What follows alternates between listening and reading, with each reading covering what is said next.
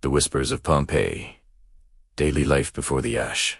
Reimagined Pompeii did not die in silence. Before the ash fell, before the sky darkened and the earth trembled, Pompeii was alive, vivid, noisy, fragrant, and full of motion. It was a city breathing through its streets, its homes, its markets, and its people. To understand Pompeii is not simply to study its destruction, but to listen closely to its final, ordinary day. Let us step back in time to the morning of August 24th, 79 AD. The sun rises gently over the Bay of Naples, casting warm light across tiled rooftops and stone streets still damp from the night air. Pompeii wakes as it always has. Morning in Pompeii, the city awakens. The first sounds of the day are not voices, but footsteps and wooden shutters creaking open. Bakers rise before dawn. Inside the Pastrina, the bakeries, men and enslaved workers grind grain using large stone mills shaped like ours. The rhythm is steady, almost musical, stone on stone, grain becoming flour. Ovens are already hot. Loaves stamped with the baker's seal are shaped and slid into the fire. Bread is not a luxury. Here it is life. Pompeii's streets will soon smell of yeast, smoke, and fresh crusts, cracking as they cool. Water splashes in courtyards as households begin their routines. Pompeii is a city of homes turned inward, built around atriums open to the sky. Rainwater collected in shallow pools, and servants draw it for washing and cleaning. In one home, a matron oversees enslaved workers preparing breakfast. Bread dipped in wine, olives, figs, and cheese. In another, a freedman sharpens his tools, preparing for a day of skilled labor, perhaps as a carpenter, a metal worker, or a mosaicist children steer. Some will be educated at home, learning to read Latin and Greek. Others will be apprenticed early, absorbing trades from parents and masters. Childhood in Pompeii is brief, practical, and shaped by survival. Outside, the streets begin to fill. The streets, movement, noise, and life. Pompeii's streets are narrow and paved with basalt stone, deeply grooved from centuries of cartwheels. Raised stepping stones allow pedestrians to cross during rain or sewage overflow. Traffic is constant: mules, pulling carts, merchants shouting greetings, sandals slapping against stone. Graffiti covers the walls everywhere. This is not vandalism, it is communication. Political slogans, love poems, insults, advertisements, and jokes compete for space. One wall proclaims support for a local magistrate. Another boasts of a gladiator's victories. A third declares undying love for someone named Julia. This is a literate city, or at least one where words matter. Street vendors set up their stalls. Fish from the coast, still glistening. Vegetables grown on nearby farms. Nuts, dried fruit, spices imported from across the empire. Commerce is constant, informal, and loud. Pompeii does not whisper it. Argues, bargains, laughs. The Thermopolia. Fast food of the ancient world. As the morning advances, Thermopolia's street-side food counters become crowded. Large clay jars embedded in stone counters hold hot stews, beans, lentils, and spiced wine. Not everyone has a kitchen at home. Many Pompeians eat here daily. Workers grab quick meals. Travelers pause for refreshment.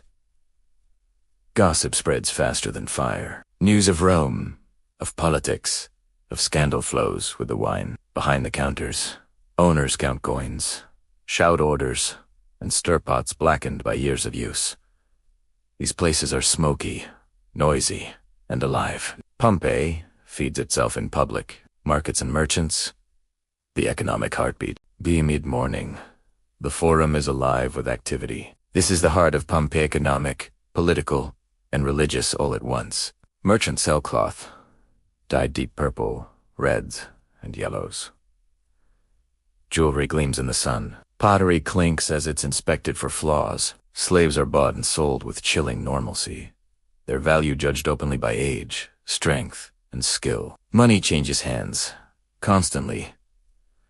Pompeii thrives on trade. Its location near the sea makes it a hub of goods flowing between Rome and the provinces. Nearby, moneylenders record debts on wax tablets. Lawsuits are argued loudly in the open air. Justice here is public, personal, and often biased. Statues of emperors watch silently, reminders of distant power but real authority is local. Negotiated fate. Politics in Pompeii. Power, pride, and persuasion. Politics is not abstract in Pompeii. It is painted on walls and shouted in streets. Local elections are underway. Candidates sponsor games, feasts, and public works to win favor. Their supporters plaster endorsements everywhere. Elect Marcus Holconius. Priscus worthy of office. Debates erupt in public spaces. Some argue about taxes, others about loyalty to Rome. Freedmen seek influence. Old families defend tradition. Political life is performative. Visibility matters. Reputation is everything. Even taverns buzz with political talk. Wine loosens tongues, and opinions sharpen. Pompeii's democracy limited, and flawed still pulses with energy. Domestic life, inside Pompeian homes. Behind closed doors, Pompeii reveals another rhythm. Homes vary widely. Some are luxurious villas with painted walls, marble columns, and private gardens. Others are cramped apartments above shops, dark and crowded. In wealthy houses, enslaved workers clean floors, cook meals, and attend to children. The master may conduct business from home, receiving clients in the atrium as tradition demands. Walls are alive with color mythological scenes, landscapes, still lifes. These paintings are not mere decoration. They declare status, taste, and education. Women manage households with authority, even if legally constrained. They oversee finances, direct the servants, and maintain social networks. Their power is subtle but real. In poorer homes, life is harder. Food is simpler. Space is limited. Disease is common, but community fills the gaps.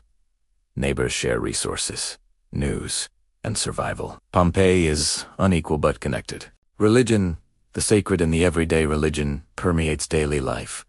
Shrines stand in homes, shops, and streets. Offerings of wine, incense, and food are made to household gods, the Lares and Penates. Temples dominate the forum. People pray for business success, health, fertility, and protection. Faith is practical, transactional. Foreign gods are welcomed. Isis, from Egypt, has a grand temple. Eastern cults flourish alongside traditional Roman worship. Pompeii is spiritually diverse. Omens are noticed. Earth tremors are remembered. There was a major earthquake years earlier. Some worry. Most ignore it. Vesuvius has always been there. Goats are near. But life continues. Entertainment, pleasure, and escape by afternoon. Thoughts turn to leisure. The amphitheater looms at the edge of the city. Gladiatorial games are remembered fondly, bloody, thrilling, controversial. Fans support fighters like modern celebrities. Theaters host comedies and tragedies. Music drifts through streets during festivals. Dice games, drinking, and gambling-filled taverns. Bathhouses are crowded. Pompeii bathes daily. Men and women, at different times, socialize while bathing. News spreads. Deals are made. Bodies are scrubbed clean. The baths are warm, steamy, and central to civic life. The final hours. Unnoticed signs as evening approaches. Pompeii prepares for rest. Dinner is eaten by lamplight. Oil lamps flicker against painted walls. Conversations drift from gossip to plans for tomorrow. Some notice odd signs, strange clouds above Vesuvius, tremors underfoot, animals acting strangely. But Pompeii has known tremors before. Life goes on. Children fall asleep. Merchants count earnings. Bakers prepare for another dawn. No one knows this is the last night. The silence after within hours.